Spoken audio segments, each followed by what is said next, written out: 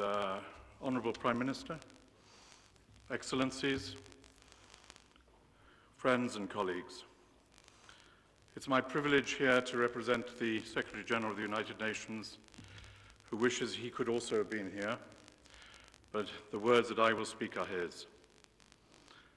As the Honourable Minister of Pakistan has already said, I have spoken elsewhere of the fact that Afghanistan's economy is now in free fall, and that if we don't act decisively and with compassion, I fear that this fall will pull down the entire population with it. 23 million people are already facing hunger. Health facilities are overflowing with malnourished children. Some 70% of teachers are not getting paid, and millions of children, Afghanistan's future, are out of school. The value of the Afghani currency is plummeting. Trade is damaged by the lack of confidence in the financial sector, as we have heard, and the space for borrowing and investment has constricted dramatically. So the need for liquidity and stabilization of the banking system, again, as we have heard from a number of speakers, is now urgent, not only to save the lives of the Afghan people, but also to enable humanitarian organizations to respond and operate effectively. I welcome the decision by the World Bank's Afghanistan Reconstruction Trust Fund to transfer $280 million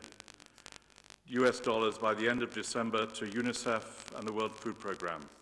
This step should be followed by reprogramming of the whole fund to support the people of Afghanistan this winter.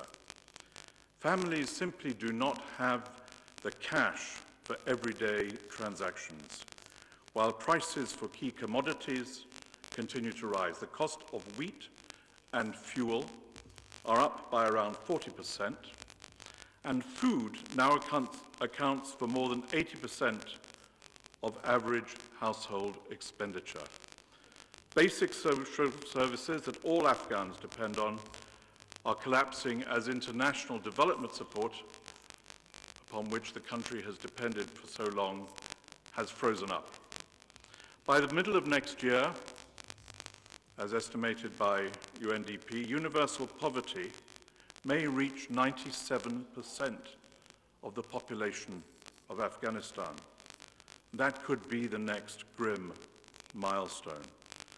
Within a year, 30% of Afghanistan's GDP could be lost altogether, could be, while male unemployment may double to 29%.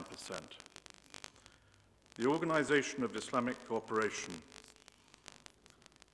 is coming today together to express the willingness, as we have heard, to help avert this disaster and to contribute to the humanitarian endeavor. And I am here to say, Excellencies, that the United Nations stands firmly with you and your efforts and your plans, and both of us in solidarity with the people of Afghanistan.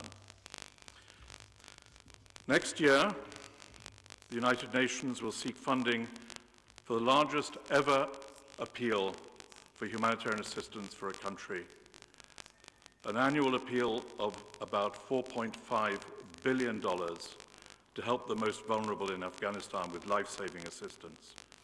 But our plan is a stopgap measure for over 21 million people who need that assistance. Of course, it must be funded as a matter of priority.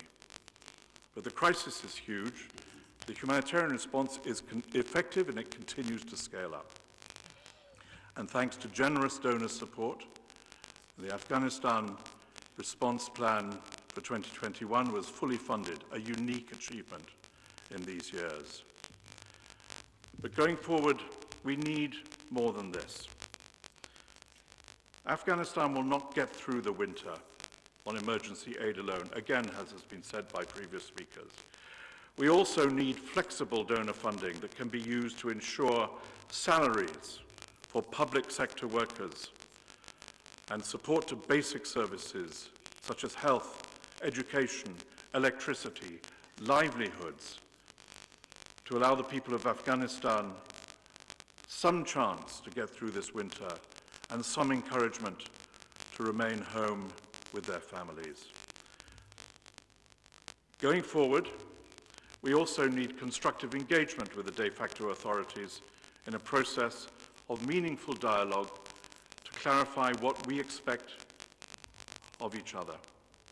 The consequences of inaction on these three fronts are clear, and the three fronts are emergency assistance, flexible funding, and an engagement to be clear about what we expect from each other. And if we do not act fast on these three fronts, we know that we risk the collapse of this great country, and people will run out of hope, and the region, and indeed the world, will see destabilization increase with all the consequences that we have seen so clearly in history. Honourable Prime Minister, we're gathered here today at a moment of exceptional gravity for the people of Afghanistan. We have the advantage of being forewarned of the fate that awaits them if we do not act. We have the responsibility, because we are forewarned, knowing that if we do not act with urgency and with a collective will, there will be a terrible reckoning. We have that chance, we have that opportunity, given to us also by those who convened this important international meeting. We cannot fail to do what is right and what we know is possible. Thank you.